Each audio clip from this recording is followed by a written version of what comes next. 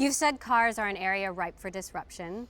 How important is it that Apple not miss out on cars? I think there is a major disruption looming there, not only for self-driving cars, but also the electrification piece. If you've driven an all-electric car, it's actually a marvelous experience. This is what Apple CEO Tim Cook said to Bloomberg Technology in mid-2017 about the company's plans to build a car.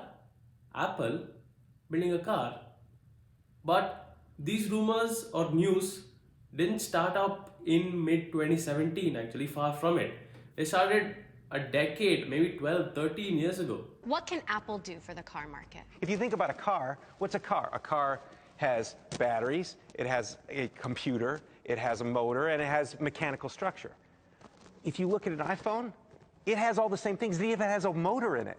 So if you try to say and scale it up and go, oh my God, I can make a car with those same components, there's some truth to that. This guy, Tony Fadell, known as the father of the iPod, spoke back in this interview in 2008 about his conversations with Steve Jobs about a potential car project.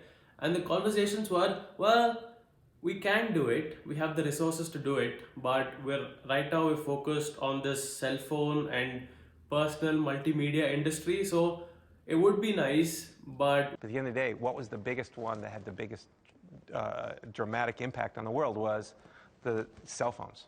And so we said, okay, we're going to focus all our energy on that. So the whole car project got put on hold, and the success of the iPhone happened. And how? So which meant the car project got put on hold.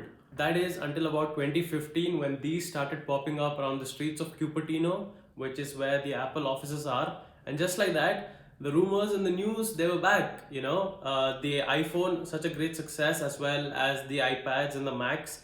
Apple, such a giant company, had their day, had the success with the multimedia, the phone industry. And now in 2015, the news was Apple are back with the focus on their Apple car project. Giving Tesla a run for their money, or Apple taking on the self-driving car market. These were statements made by inside reports.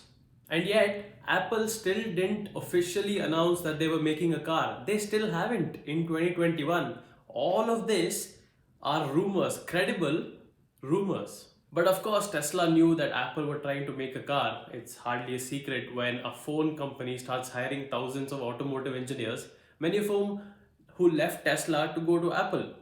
Famously, Doug Field, who used to be VP of engineering at Tesla. I mean, come on. The funny thing is, Tesla now the market leader and Apple are trying to compete. But the story goes that back in 2013, Tesla had some serious problems with their production.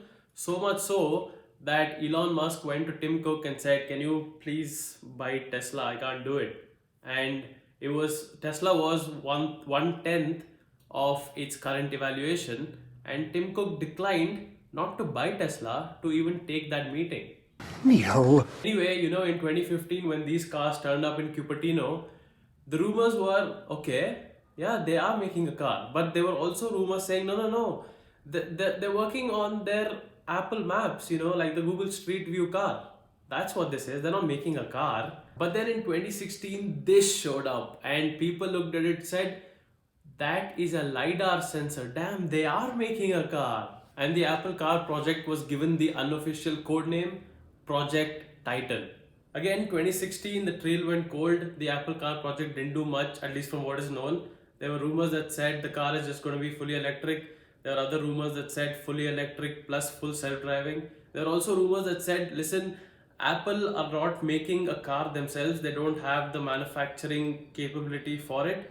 So they're using the LiDAR, the cameras, the radar and all that to build a sort of Apple autonomous self-driving car system, which will then be partnered up and deployed on proper cars like car companies. That could be the plan. That was the rumor. But then on the 22nd of December 2020, Reuters published an article saying that they had heard from some very credible sources that Apple are indeed going to be making a fully self-driving Apple car with production plans for 2024. Now that's exciting. Also, it's going to be a car bought for personal use, like the Tesla, unlike the Waymo, which is a more of robot self-driving taxi hailing service. Now, of course, Apple haven't commented on any of this. They still don't even acknowledge that they're building the car. But let's just assume that it's going to be fully electric and full self-driving. Of course, it has to be, right? I mean, what is the point of being in this space and trying to compete if after all this Apple come out with a 1.2 liter diesel, you know? Now with Apple being in the electric car industry, a potential ace up their sleeve is their expertise with battery technology. They've been doing it for years now, and from the rumors so far, they have two aces up their sleeves. The first is the usage and the development of lithium iron phosphate batteries. You see, generally in lithium ion batteries, cobalt is used because of its high conductivity and stability, but also cobalt is pretty mad expensive, and not to mention that it is mined out of the ground by child labor in Africa. So it doesn't help the entire image of vehicle clean energy electric revolution, let's say. So instead of cobalt, lithium iron phosphate is the new thing. The conductivity is not as good as it is with cobalt, but it is much less expensive and is better thermally apparently, which means lesser cause of overheating equal to better battery health. Apple are rumored to be working with this for their electric car batteries. Tesla are also already on this, so I don't know how much of an ace this is for Apple, but at least they are already on the latest tech, which is good. The actual ace up Apple's sleeve is their potential new monocell battery design. Now, I won't labor you with the details of the technicalities, but imagine a house that is built with lesser walls and pillars and just lesser structural material. There's a lot more space inside the house, right? Similarly, the rumored potential monocell design by Apple means that there's a lot more space inside the battery pack, which means more active material can be pushed into the battery pack, which means more electrochemical activity can happen in there, which will result in better battery performance, which finally results in longer range for that vehicle. The battery giving you more range, that is you going further on one single charge. That's one of the biggest aspects of electric vehicle technology right now. So if this monocell design helps with that, that's a big step. Meanwhile. All in all, for now, this is what we know about the Apple car. Of course, in time, we'll get to know a lot more, especially if Apple decide to talk about it.